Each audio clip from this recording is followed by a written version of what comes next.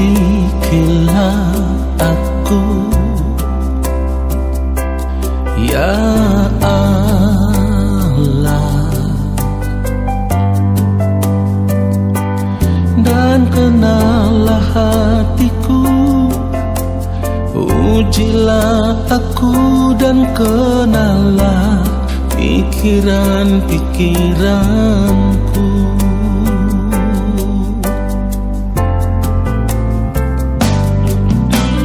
Selidikilah aku, ya Allah, dan kenallah hatiku. Ujilah aku dan kenallah pikiran-pikiranku.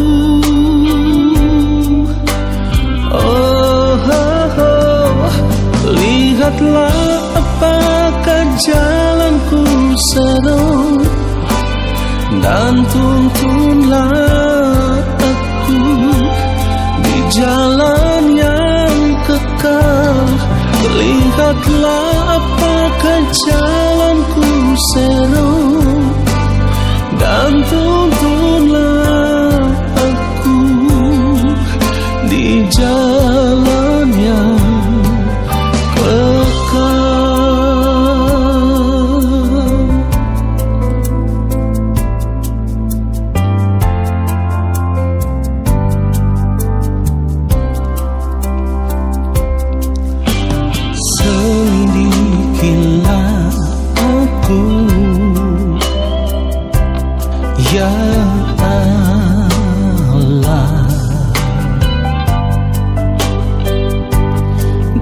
kenallah hatiku. Ujilah aku dan kenallah pikiran-pikiranku.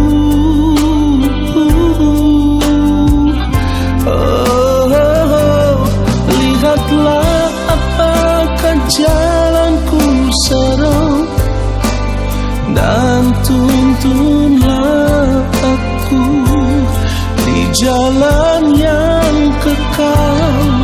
Lihatlah apakah jalanku seru, dan tuntunlah aku di jalan yang kekal.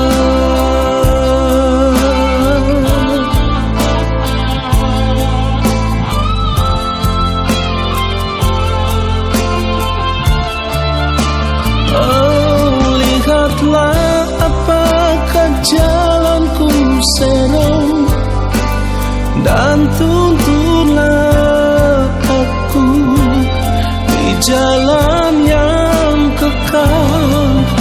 Lihatlah apakah jalanku seru, dan tuntunlah aku di jalan yang kekal, dan tuntunlah aku di jalan yang kekal.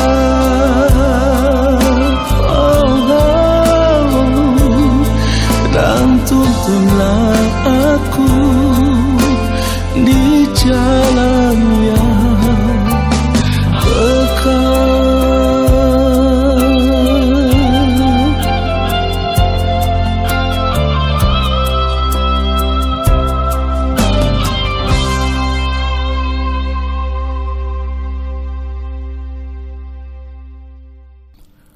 Mari kita tenangkan hati kita. Arahkanlah hati dan pikiran kita hanya tertuju kepada Allah Bapa di sorga. Dan biarlah saat ini kita semua mau tenggelam semakin dalam di dalam hadirat Tuhan, dan memiliki hati yang benar-benar merindukan Tuhan lebih daripada apapun.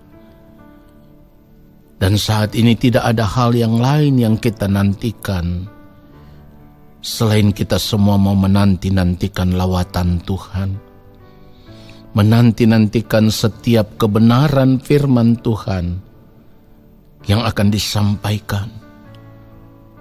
Dan kiranya apa yang kita dengar, itulah menjadi kebenaran yang membentuk seluruh keberadaan hidup kita semua. Roh Kudus Tuhan akan mengurapi setiap kita. Allah Bapa yang Maha Kudus, kami ada di hadapan Bapa. Dan kami mau duduk diam menanti-nantikan Bapa berbicara bagi kami semua. Hamba-Mu hanyalah alat yang tidak dapat berbuat apa-apa.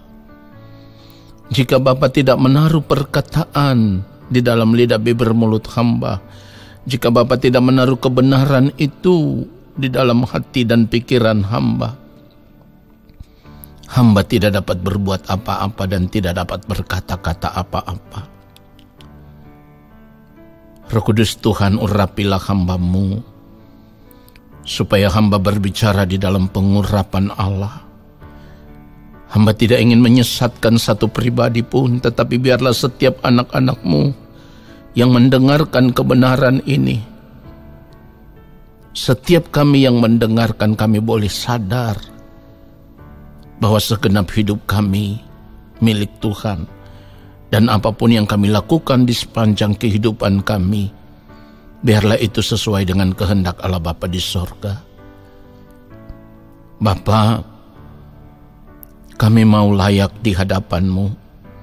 Maafkan semua ketidaktepatan hidup kami. Apapun yang kami lakukan tidak berkenan di hadapan Bapa. Kiranya Bapa berkenan mengampuni kami, menyucikan, menguduskan kami. Roh Kudus Tuhan mengurapi kami semua, memberikan kami hikmat pengertian untuk dapat mengerti setiap kebenaran firman Tuhan yang kami dengar. Lalu kebenaran firman-Mu itulah yang memberkati kami. Di dalam nama Tuhan Yesus Kristus, kami siapkan hati kami untuk kebenaran firman Tuhan saat ini. Haleluya. Amin. Saudaraku yang dikasihi oleh Tuhan Yesus Kristus, sebagai orang percaya, kita semua harus benar-benar menyadari bahwa keadaan hidup manusia pada umumnya saat ini adalah merupakan warisan gaya hidup yang diturunkan oleh nenek moyang kita. Dan gaya hidup yang dimaksudkan di sini dimulai dari setiap tindakan, perkataan, perbuatan, bahkan gerak pikiran maupun perilaku hidup kita. Itu semua merupakan gaya hidup atau cara hidup yang sudah terjadi secara turun-temurun, saudaraku.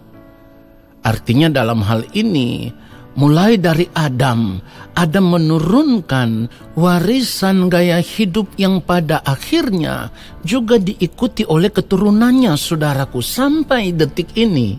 Jadi dalam hal ini kita harus mengerti bahwa gaya hidup manusia itu pada umumnya selalu meniru atau mengikuti gaya hidup yang sudah ada sebelumnya, saudaraku.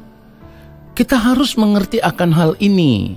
Kita harus mengerti bahwa gaya hidup manusia pada umumnya adalah merupakan gaya hidup yang diwariskan oleh leluhur atau nenek moyang kita. Jauh sebelum kita ada di dunia ini, saudaraku. Kalau kita membaca kebenaran firman Tuhan, 1 Petrus 1 ayat 18 ayat 19, 1 Petrus 1 ayat 18 dan ayatnya yang ke-19. Mari kita lihat kebenaran firman Tuhan ini. Ayat 18, sebab kamu tahu bahwa kamu telah ditebus dari cara hidupmu yang sia-sia, yang kamu warisi dari nenek moyangmu itu bukan dengan barang yang fana, bukan pula dengan perak atau emas. Ayat 19, melainkan dengan darah yang mahal, yaitu darah Kristus, yang mana seperti darah anak domba yang tak bernoda dan tak bercacat.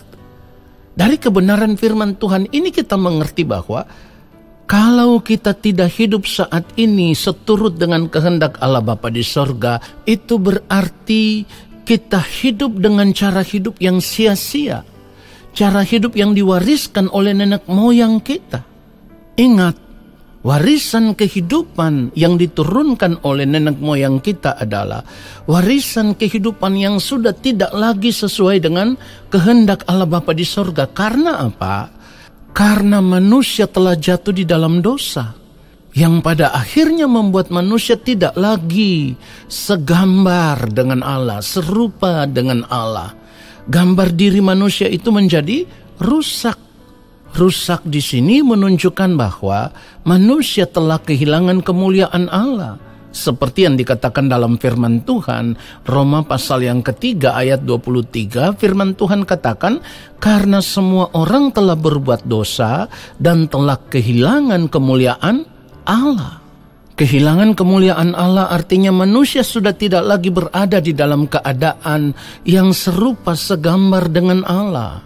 Karena apa? Karena manusia telah memberontak kepada Allah. Manusia lebih memilih untuk mengikuti perspektif cara berpikir iblis daripada mengikuti perintah Allah. Dan itu artinya manusia pada akhirnya lebih suka mengenakan gaya hidupnya iblis atau gaya hidupnya kuasa kegelapan daripada mengenakan gaya hidup yang dikehendaki oleh Allah Bapa di sorga. Jadi ingat baik, kalau firman Tuhan katakan kita tidak boleh menjadi serupa dengan dunia ini, karena gaya hidup dunia ini adalah gaya hidupnya kuasa kegelapan. Gaya hidupnya dunia ini adalah gaya hidupnya iblis, saudaraku. Tetapi sampai saat ini, tanpa kita sadari, kita masih tetap mau hidup mengenakan gaya hidup yang ditawarkan oleh kuasa kegelapan itu. Gaya hidup yang hanya mau menikmati dunia ini dengan segala kesenangannya, apapun bentuknya itu. Ingat, manusia pertama itu jatuh ke dalam dosa karena menerima tawaran iblis hanya demi kenikmatan buah yang sebenarnya sudah dilarang oleh Allah, tidak boleh dimakan. Tetapi oleh tipu daya iblis, manusia pun akhirnya mengikuti perkataan iblis itu. Kalau kita melihat kebenaran firman Tuhan, Kejadian pasal yang ketiga, ayatnya yang ke-6, Kejadian pasal yang ketiga, ayatnya yang ke-6, perempuan itu melihat bahwa buah pohon itu baik untuk dimakan dan sedap kelihatannya. Lagi pula, pohon itu menarik hati karena memberi pengertian. Lalu ia mengambil dari buahnya dan dimakannya, dan diberikannya juga kepada suaminya yang bersama-sama dengan dia, dan suaminya pun memakannya. Saudara perhatikan itu? Dan itu artinya mulai saat itu juga, mulai detik itu juga, gambar diri manusia menjadi rusak, saudaraku. Artinya manusia sudah tidak lagi menjadi manusia yang sejati. Manusia yang sejati itu adalah manusia yang sepikiran, seperasaan dengan Allah sebagai sang penciptanya. Karena manusia sudah memberontak kepada Allah dan manusia lebih memilih untuk mengikuti atau mengenakan gaya hidupnya iblis. Dan gaya hidup iblis yang dikenakan oleh manusia saat itu menjadi warisan gaya hidup yang diturunkan kepada keturunan manusia selanjutnya. Firman Tuhan katakan di dalam Kejadian pasal yang kelima ayatnya yang ketiga, setelah Adam hidup 130 tahun, ia memperanakan seorang laki-laki menurut rupa dan gambarnya. Lalu ia memberi nama Set kepadanya. Perhatikan saudaraku, dikatakan ia memperanakan seorang laki-laki menurut rupa dan gambarnya. Tetapi perlu digarisbawahi, rupa dan gambar yang dimaksudkan di sini adalah rupa dan gambar manusia yang telah jatuh ke dalam dosa. Jadi bukan lagi rupa dan gambar Allah yang diwariskan, tetapi rupa dan gambar dari kuasa kegelapan itu yang diwariskan. Jadi sekali lagi bukan rupa dan gambar Allah yang diwariskan, karena manusia telah jatuh ke dalam dosa. Dan firman Tuhan tadi katakan dengan jelas, Roma pasal yang ketiga ayat 23, karena semua orang telah berbuat dosa dan telah kehilangan kemuliaan Allah. Jadi gaya hidup yang dikenakan oleh manusia pun bukan gaya hidup yang dikehendaki oleh Allah, tetapi gaya hidupnya kuasa kegelapan. Dan gaya hidup itu diwarisi sampai detik ini. Sebab kita tahu bahwa sampai detik ini pun cara hidup atau gaya hidup yang mengakibatkan manusia jatuh ke dalam dosa ini masih dikenakan oleh manusia pada umumnya yang tidak menyadari akan hal ini, saudaraku. Oleh sebab itu, ketika saat ini kita berada di dalam Kristus, kita harus menyadari akan hal ini. Karena firman Tuhan katakan, 1 Petrus 1 ayat 18 itu dikatakan apa? Sebab kamu tahu bahwa kamu telah ditebus dari cara hidupmu yang sia-sia, yang kamu warisi dari nenek moyangmu. Itu bukan dengan barang yang fana, bukan pula dengan perak atau emas. Saudara perhatikan itu. Jadi sekarang kita mengerti benar bahwa kita ditebus di dalam Kristus itu, ditebus dari cara hidup kita yang lama, cara hidup yang diwariskan oleh nenek moyang kita. Supaya apa? Supaya kita dikembalikan kepada Allah. Kita boleh kembali memiliki gaya hidup yang serupa, segambar dengan Allah. Lalu di dalam Kristus kita terus dibentuk. Di sepanjang hari-hari hidup kita ketika masih hidup di dunia ini, kita akan terus dibentuk di dalam Kristus. Supaya semakin hari kehidupan kita akan semakin serupa dengan Kristus. Semakin hari kehidupan kita akan semakin terlihat sama seperti hidupnya Kristus. Artinya kalau kita hidup sebagai orang percaya, kehidupan kita semakin hari semakin terlihat serupa dengan Kristus. Gaya hidupnya kita itu sama seperti dengan gaya hidupnya Kristus. Maka inilah yang dimaksudkan kita kembali menemukan kemuliaan Allah yang hilang itu, saudaraku. Jadi kalau kita melanjutkan pembacaan kebenaran firman Tuhan ini, 1 Petrus 1 ayatnya yang ke-19, di mana pada ayat yang ke-18 dikatakan, kita ditebus bukan dengan perak atau emas, saudaraku. Lalu ayat yang ke-19 dijelaskan, melainkan dengan darah yang mahal, yaitu darah Kristus, yang sama seperti darah anak domba, yang tak bernoda dan tak bercacat. Saudaraku, kalau sekarang kita mengerti bahwa kita telah ditebus dari cara hidup kita yang sia-sia, yang kita warisi dari nenek moyang kita, ditebus dengan darah yang begitu mahal, yaitu darah Kristus, yang merupakan gambaran dari pribadi yang tidak bernoda, tidak bercacat. Artinya pribadi Kristus adalah pribadi yang benar-benar serupa, segambar dengan Allah. Pribadi manusia sejati yang dikehendaki oleh Allah Bapa di sorga. Seharusnya, saudaraku, kita menghargai pengorbanan ini. Seharusnya, saudaraku, kita memilih untuk meninggalkan semua kehidupan kita yang lama. Jangan hidup lagi dengan gaya hidup yang diwariskan oleh nenek moyang kita. Gaya hidup yang tidak sesuai dengan kehendak Allah Bapa di sorga. Dan ketika sekarang kita berada di dalam Kristus, kita ditebus di dalam Kristus, sadarlah bahwa saat ini pun kita telah menerima suatu warisan gaya hidup yang baru, yaitu gaya hidupnya Kristus, gaya hidup yang dikehendaki oleh Allah Bapa di sorga, gaya hidup yang serupa, segambar dengan Allah. Jadi kalau firman Tuhan katakan di dalam 1 Yohanes 2 ayat yang ke-6, barang siapa mengatakan bahwa ia ada di dalam Dia, ia wajib hidup sama seperti Kristus telah hidup. Ini artinya ketika kita berkata kita ada di dalam Kristus, kita harus mengenakan warisan gaya hidupnya Kristus, bukan warisan gaya hidupnya Adam yang telah jatuh di dalam dosa. Oleh sebab itu mari kita periksa diri kita saat ini, saudaraku. Sudahkah kita mengenakan gaya hidupnya Kristus di dalam kehidupan kita? Atau Ternyata sampai saat ini gaya hidupnya Adam yang masih kita kenakan, yaitu gaya hidup yang sama seperti dunia ini.